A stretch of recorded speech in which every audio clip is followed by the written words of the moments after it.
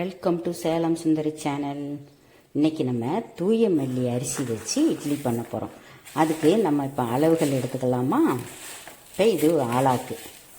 இந்த ஆளாக்கில் 1 2 தூய மல்லி அரிசி 2 ஆளாக்கு, இட்லி அரிசி, இது வந்து இட்லி அரிசி, இது 1 2, இது 1 3. இதில் அரை ஆளாக்கு உளுந்து எல்லாமே ஒட்டுக்கா ஊற போட்டுருங்க. ஏன்னா கொஞ்சமாக தானே இருக்குது, அதனால ஒட்டுக்கா ஊற போட்டுருங்க. 1 டேபிள் ஸ்பூன் வெந்தயம். இப்போ நல்லா ஒரு 5 தடவை கழுவிட்டேன். இப்போ தண்ணி ஊற்றி ஊற வச்சிடலாம். 8 மணி நேரம் ஊறட்டும். நான் எப்பவும் சொல்கிறதான், எப்போவுமே அரிசி நான் வந்து 8 மணி நேரம் ஊற வச்சிருவேன்.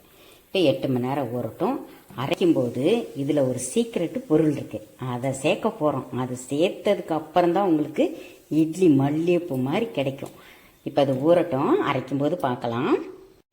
8 மணி நேரம் ஆச்சு, நல்லா ஊறிடுச்சு. இப்போ வாங்க நம்ம கிரைண்டரில் போட்டுடலாம். இப்போ கிரைண்டரில் அரிசியை போட்டுடலாம். போட்டுட்டு கிரைண்டரை ஆன் பண்ணிடுங்க. நான் மாவு ஆட்டும்போது ஒரு சீக்ரெட் பொருள் சொன்னோம் இல்லைங்களா, அந்த சீக்ரெட்டு இதுதான். சாப்பாடு 1 ஆளாக்கு சாப்பாடு போட்டு ஆட்டணும். தண்ணி தெளித்து தெளித்து ஆட்டுங்க, ஊற்றி ஆட்டாதீங்க. இப்படி தெளித்து ஆட்டுங்க. தூய மல்லி அரிசியில் விட்டமின் ABEK சத்துக்கள் இருக்குது. அதுக்கப்புறம் பார்த்தீங்கன்னா அயன், கால்சியம், பொட்டாசியம், இன்னும் சொல்லிக்கிட்டே போகலாம். பிளட் சுகரெல்லாம் கண்ட்ரோல் பண்ணும். இவ்வளோ சத்துக்கள். நான் வந்து இட்லியாக போட்டிருக்கேன், நீங்கள் வந்து கஞ்சியாக சாப்பிட்லாம், சாதமாக வடித்து சாப்பிட்லாம். இப்போ ஆட்டிடுச்சு. தண்ணி தெளித்து தெளித்து ஆட்டணும்.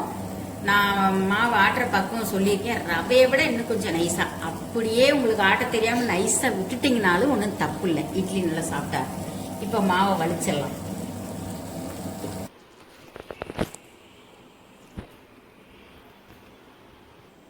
இப்போ மாவெல்லாம் வலிச்சாச்சு. இப்போ கரெக்டாக ஒரு பிடி இப்படி கையில் உப்பு போட்டு கரைச்சிக்கலாம். நல்லா மாவை இப்படி கரைச்சிருங்க, சுற்றி இப்படி விரல விட்டு நல்லா. காலையில் எழுந்திரிச்சு மாவை போட்டு அடின்னு அடிக்கக்கூடாது, அதனால் இப்போவுமே நல்லா கலந்து வச்சுருங்க. இதே மாதிரி நிறைய விதமான இட்லி போட்டிருக்கேன், எல்லாம் போய் நம்ம சேனலில் பாருங்கள். அவ்வளோதாங்க, நல்லா கரைச்சாச்சு. இப்போ மூடி வைங்க, 8 மணி நேரம் புளிக்கட்டும். காலையில் இட்லி சுடலாம். வாங்க திறந்து பார்க்கலாம். எந்த அளவுக்கு பொங்கி இருக்கு பார்த்தீங்களா? இப்போ இந்த மாவை வந்து போட்டு அடித்து கலக்காமல் லைட்டாக கலந்து விடுவோம்.